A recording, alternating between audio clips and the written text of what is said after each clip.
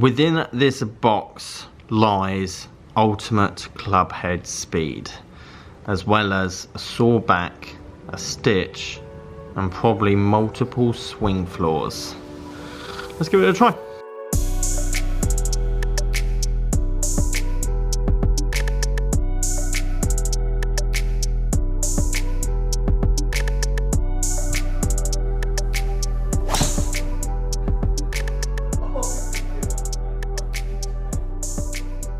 Guys, how are you doing? Welcome back to a brand new video. Simon done it, lower hemi simulator, to try this bad boy.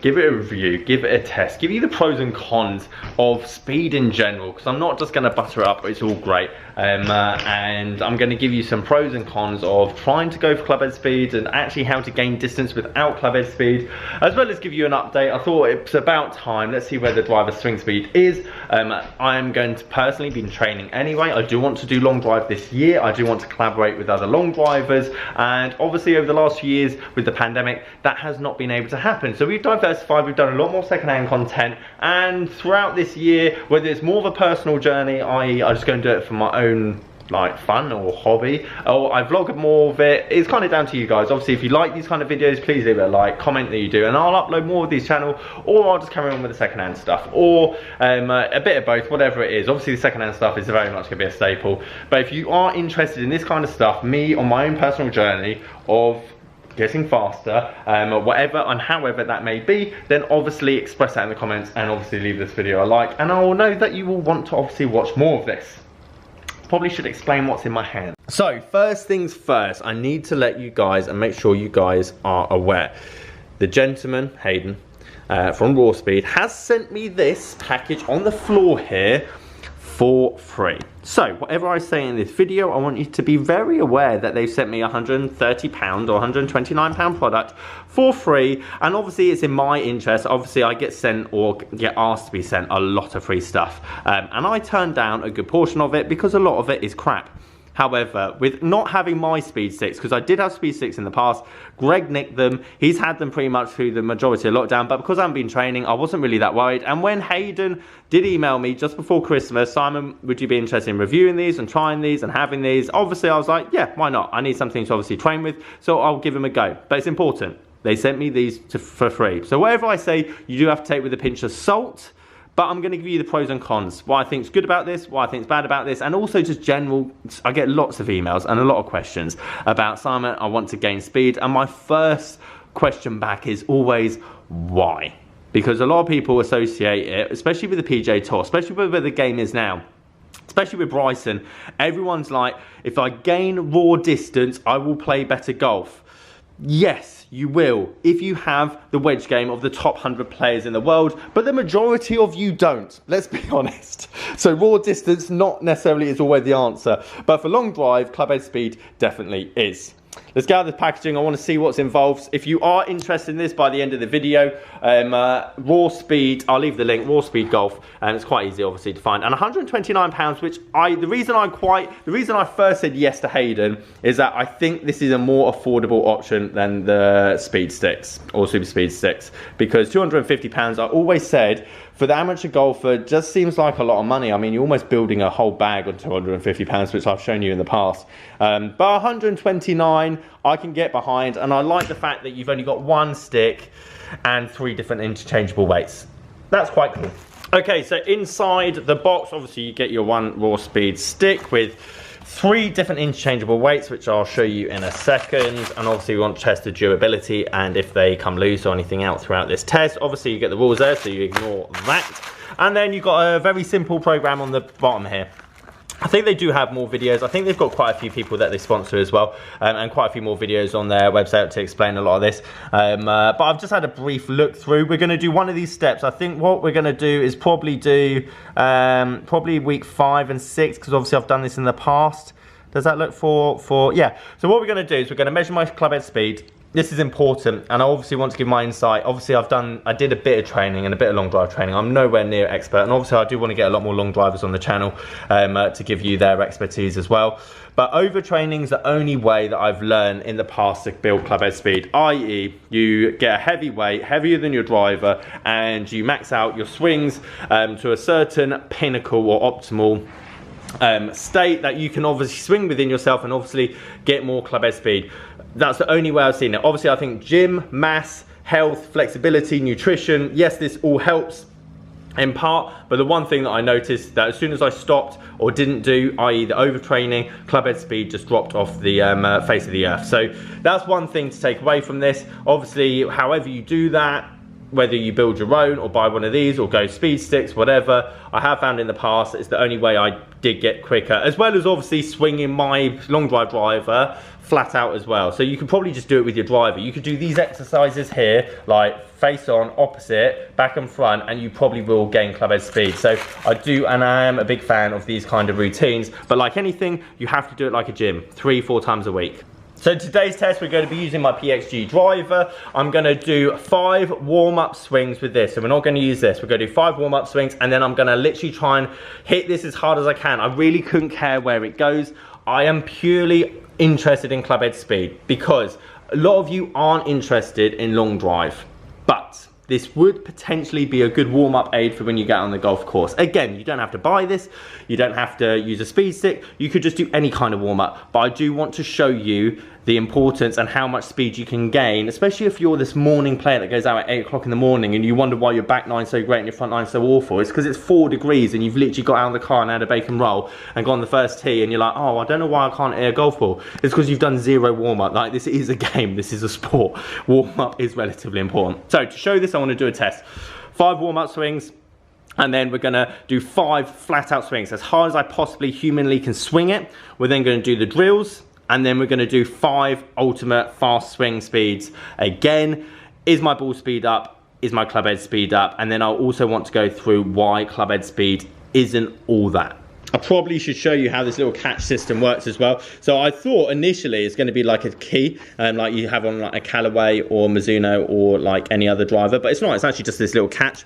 So you just flip that, which is interesting because I actually thought it's going to be, I don't know, you feel like you should have a click. Does that make sense? With something like this flying off this at a speed, and not having it like almost, I don't know, like clasped in, or you get that kind of security of a click. I think that's just because I've obviously used adjustable drivers for a very long time.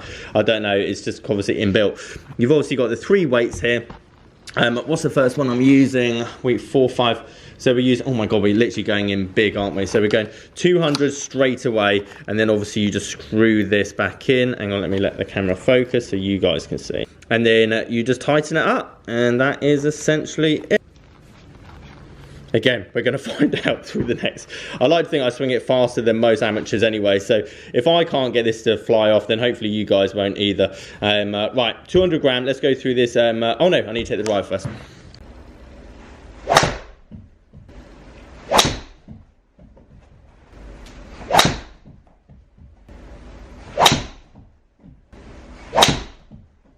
Oh my God, I'm not holding back there. That is my first 5 driver swings for 6 weeks over Christmas, and well, that is not pretty. Well, the good thing is it's only going up from there. Right, so this is the warm-up, obviously. Like, I'm just trying to swing freely. So about 110. Obviously this is not as fast as I can go. That's what we're going to do next. We're going to do now another 5, one basically going at it.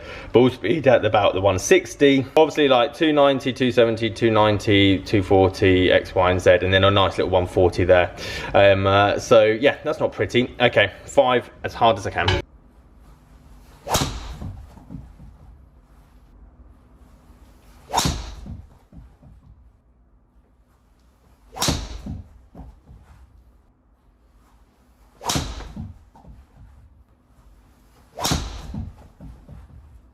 Well, here's a lesson for you. Hit it as hard as you can, and obviously hit it a lot straighter. So there's something to be said about overthinking it. In terms of numbers, obviously we've seen club head speed go up, so we're now at like 115 was the max, 113, 113, 113, which is depressing for me because like I could swing within like 120 and not even think about it. Obviously this is my long drive driver, but that's slow. Like, that's not winning much, I can tell you that. And then obviously majority of the distances, however, were over 300. But swing speed isn't everything. I've met a lot of guys that swing the club very fast but are so inefficient in their numbers. They could swing it 15 miles an hour slower and get the ball to go a lot further. Backspin, I mean, I don't know how I'm spinning it so low in the backspin rate, but this is the number you want. 2,000, especially for a golfer that wants to go out and play golf on the weekend. 2,200 to 2,500 I'd say is a great range in terms of distance and forgiveness. Launch this is exactly where you want it. 12 degrees, 10 degrees, again in that kind of parameter. And then with this combination here and this 2,000 mark, as long as they stay the same, as long as this goes up, you're gonna have a very long drive. But what I normally see is I see about 3,000, 4,000 in this, and I see about 7 to 6 degrees in this. It really doesn't matter how hard you hit the ball. Oh, sorry. It really doesn't matter what ball speed you produce. You could produce, which I've seen, 190, 200 miles an hour ball speed, which is incredibly sounding, but isn't going to equate to anything more than that. As soon as this number here, this is why club fit's important, this is why driver technique is important, and technique always overrules equipment. If this number goes above 3,000, you really shouldn't care less about this or this, because this is never going up. As soon as you hit that 3,000 mark, you're dead in the water. And if you're hitting it too low, it's probably an indication that your club path and all the other things are probably not in the right place either. So once you fix this and you fix this, then worry about this. Number 1, number 2, number 3. Don't bother buying a raw speed stick, swing speed stick, speed training until you've solved these numbers. And then this is going to be a big help. Okay, so after that, I'm going to go for obviously number 5 and number 6 with the 200 gram weight. 4 reps, standard each side, and then obviously switch the side. And then again, I'm going to do a golf swing and step, very similar to obviously the training I've done in the past with the super speed sticks. And then 5 standard reps. However, I'm going to change the standard reps at the end there and just give it flat out, because I've always found in the past that's helped me in terms of speed. And then obviously we're going to grab the driver and measure another 5 swings to see if there's any difference in terms of the warm-up. A lot of this is obviously to build over time, but again, I'm trying to show you there is some kind of value of you warming up and then getting onto the golf course. And although you won't try and hit it as hard as you possibly can on the golf course, it's the only way I can kind of keep one constant. Like, I've hit 5 warm-up ones, I've hit them as hard as I can as 5 after. The only way possibly can try and keep some kind of continuity, like trying to keep some constant variables together, is by just telling you I'm just going to hit it flat out. But if you're hitting it flat out quicker, then your standard swing is going to be quicker as well, which is obviously what I found in the past as well.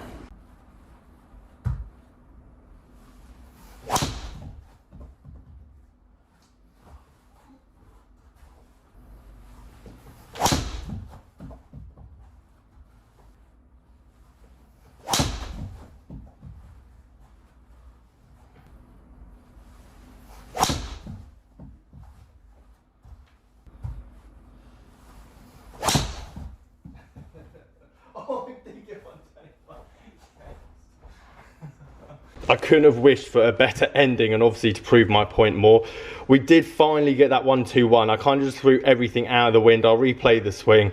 Obviously we substitute everything else. So like, it's the worst drive out of the session, but obviously it went 5 miles an hour further. I don't think that was even the highest ball speed, because I just didn't hit it well. But again, it kind of proves my point.